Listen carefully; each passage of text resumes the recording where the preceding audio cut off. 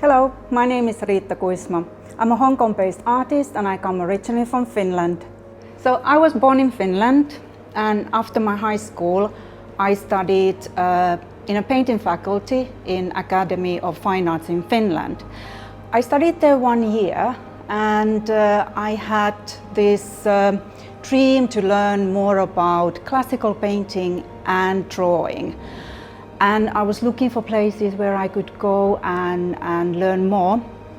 And I was fortunate to get a place in Moscow, and I started studying in Moscow State University of Industrial and Applied Arts named Stroganov. I was there in a monumental painting faculty, and I graduated with my master's degrees in monumental painting and art criticism. After that, my husband's work brought us to Hong Kong, and we were planning to stay here for a short period of time, maybe maximum 6 months, and our short time became longer, and we've been living in Hong Kong since 1997. Our children were born here, they lived all their life here, and Hong Kong has become our home. So I studied monumental painting in Moscow, as I said earlier. Often people ask, what does monumental word means? It means an art form or art made, either it can be made on the wall, it can be made on the ceiling or on the floor, something that is created on those surfaces that can't be removed. That is what monumental painting is. And when I went to Moscow to study it, I had never experienced that art form practically myself. So I got really into it. I loved it. We were studying fresco paintings, we did mosaic works, and studied also lots of art history in order to understand the old masters and the technique, what was needed. And when I came to Hong Kong, so monumental painting was not heard of in the late 90s. So I often talk about monumental painting, but monumental painting is basically what I do now, mural paintings done on the walls. So if I talk about the people mural painting, then that is clear, but monumental painting is not. I've been fortunate here in Hong Kong that I've been able to create mural paintings because that is what I literally studied back in Moscow. So besides mural paintings, I love to paint nature. Nature has always been part of me, growing up in Finland, being the little girl in the forest, and being around the animals, birds, and nature. That all is still in me and in my art.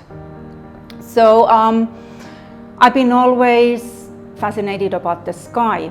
Sky is not only about the Finnish sky, also the Hong Kong sky. I love painting skies, the movement, the clouds.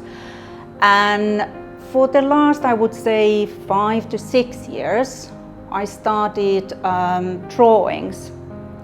I was scribbling with the ink pen and found it fascinating. I was doing all doodling, and then thoughts of Finland, nature came all together, and I started drawing animals, especially owls. It brought back to my childhood. I remember when I was a little girl and in our summer house we had this particular owl who always came, and we took as it is our owl. Of course, they are wild animals, so you can't even go close to them. You have to respect them and give that distance to them, but it was always there. And I think also older I have become as an artist, so then you kind of start to remember your childhood more. You give values to certain things. Having your children also bring certain memories of your childhood. So the nature and owls became even stronger and more visible in my art. So I started first drawing the owls, and then some forest theme came, and ever since my first doodling with the ink pen, as I was mentioning earlier. So I've been doing my drawings as well, all nature related. So nature has always been part of me and will always be part of me, but I also want other people to really remember that we are part of the nature, not nature being part of us. So I also specialize in portrait painting. Human face has always fascinated me, and instead of taking a photo of my beloved family members, I like to paint them every year. It's like documenting how my children, for example, they get older, they change. So instead of a camera, I use my brush and canvas. Back in Moscow, I also needed to study portrait painting. We went all the way from just portraits to full figure painting. So I did learn about the techniques, colors, and I've always been interested in features, human faces, light and shadow. Sometimes when I'm in MTR, for example, in Hong Kong, I just realize that I am staring at the person, and that person must be feeling very uncomfortable. I'm not looking at the person itself, I'm just fascinated how the light comes out into the train, and how the light is on the face, how the light and shadow is on that person's face, and how the features are. And I just look at it, and it inspires me. For portraits, I do both. I paint using acrylic, mostly oil on canvas, and I also use the ink pen for drawings. It's a very different from painting. It's more controlled, and every line that I add into my drawing can't be erased. As if in painting I can always fix a bit, change it with the color, or fix some lines with another layer of paint. So they are very different mediums, and the way how I feel the drawing takes me more into it. I'm almost like getting inside to that drawing when I'm doing it. The work I become part of the work, and it becomes very meditating. So I started mural paintings in Hong Kong about 6-7 years back. How it all started, I have been part of the Photon artist group almost 10 years now, and we have the annual Photon Open Studio Days, usually in January. So years back, I got some visitors, and they asked if I would be interested in painting one of their walls in their home. So I said yes, I agreed, and they were happy with it. And then some more people asked, oh, we saw this wall, so could you do something for me? So it all started, my commission mural painting started from that.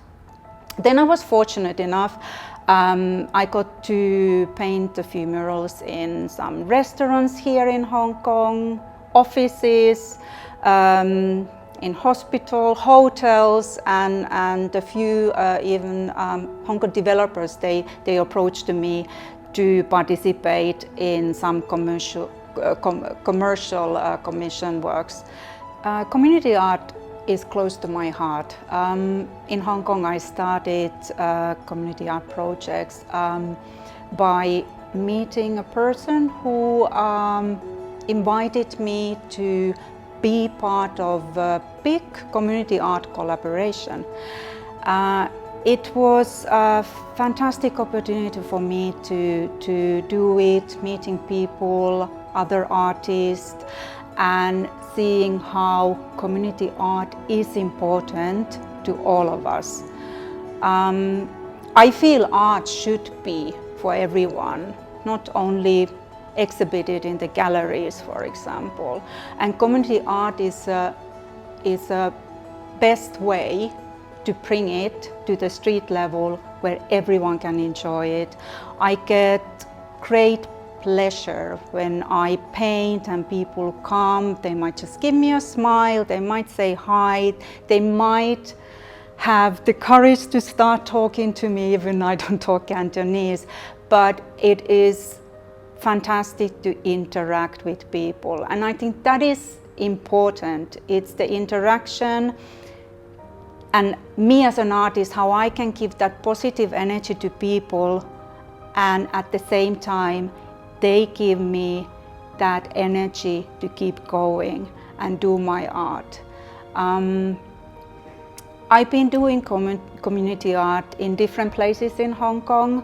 I have been opportunity to do it in Kowloon, for example. I painted with a few other artists. We were painting the in Kowloon Tong, the passage, and that was one of my experiences that I never forget. People passing by, bringing coffees to us, giving lovely encouraging words and saying thank you.